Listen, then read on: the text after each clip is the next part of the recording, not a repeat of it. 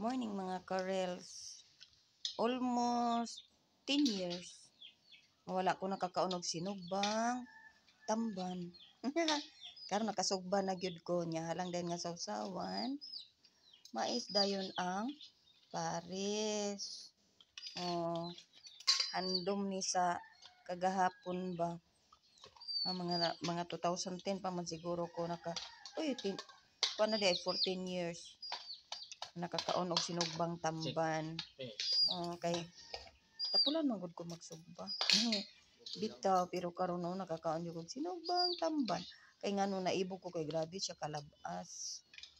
Nya kabadbaran daw ni gikan.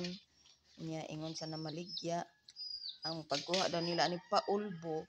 Abi ko unsay paulbo, abi ko gipabuto dili di ay kanang ipalukso-lukso daw ang isda sa to. Di ko kasabot sa ilaha. Pero inana daw pagkakuha nila niya. Gilak-gilak siya sa kalabas. Busa akong gipasugba sa silingan kay dili man makasugba kung abuhan ay. Kuan man among gamit induction cooker. So didto ra ko nagsugba sa silingan. Nya parisan din natog mais kalami sa pagkaon sa pobreng haruhay. Pagkaon sa pobreng haruhay lami kaayo. Tamban sinugba mga karels pagkaon sa pobreng haruhay.